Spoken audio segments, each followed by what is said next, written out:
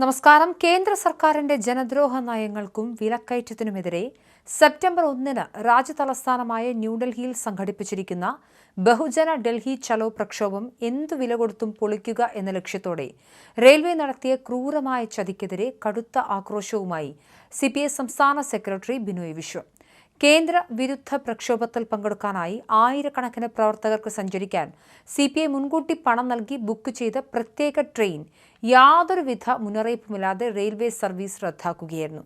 ഈ വിഷയത്തിൽ റെയിൽവേയുടെയും കേന്ദ്ര ഭരണകൂടത്തിന്റെയും കടുത്ത രാഷ്ട്രീയ ഗൂഢനീക്കമാണെന്ന് വാർത്താ സമ്മേളനത്തിൽ സംസാരിക്കവെ ബിനോയ് വിശ്വം അതിശക്തമായി ആരോപിച്ചു.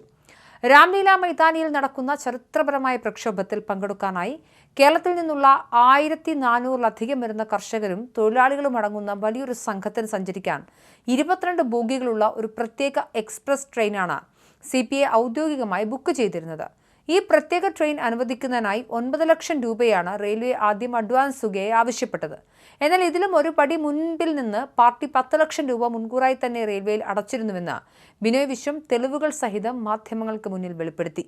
എന്നാൽ എല്ലാവരെയും പൂർണ്ണമായും ഞെട്ടിച്ചുകൊണ്ട് കഴിഞ്ഞ ദിവസം IRTCയുടെ ഏജൻസി മുഖേന CPI മുൻകൂറായി അടച്ച ഈ വലിയ തുക യാതൊരു വിശദീകരണവുമില്ലാതെ പാർട്ടിയുടെ ബാങ്ക് അക്കൗണ്ടിലേക്ക് തിരിച്ചെത്തുകയായിരുന്നു.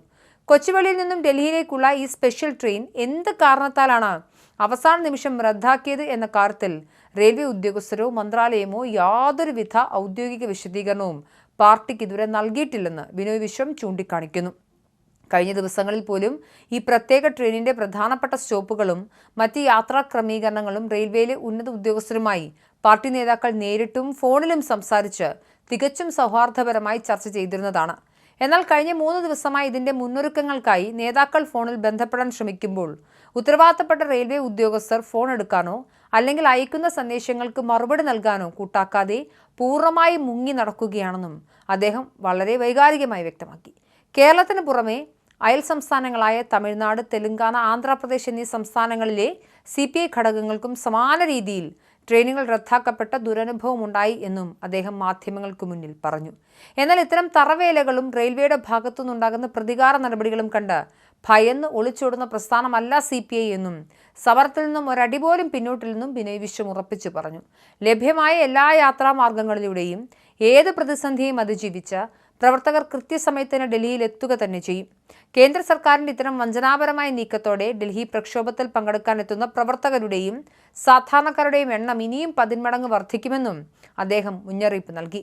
ഇതിൽ പ്രതിഷേധിച്ച് ഓഗസ്റ്റ് 14 വൈകിട്ട് സംസ്ഥാനത്തെ എല്ലാ പ്രധാനപ്പെട്ട റെയിൽവേ സ്റ്റേഷനുകളിലേക്കും CPIയുടെ നേതൃത്വത്തിൽ ബഹുജന പ്രതിഷേധ മാർച്ച് നടത്തുമെന്നും അദ്ദേഹം പ്രഖ്യാപിച്ചു. 1500ഓളം വരുന്ന സഖാക്കളുമായി 2026 ഓഗസ്റ്റ് 29 കൊച്ചുവേളിയിൽ നിന്നും പുറപ്പെട്ട് ഓഗസ്റ്റ് 31 ഡൽഹിയിലെത്തുന്ന രീതിയിലായിരുന്നു ട്രെയിൻ യാത്ര വളരെ കൃത്യമായി ക്രമീകരിച്ചിരുന്നത്.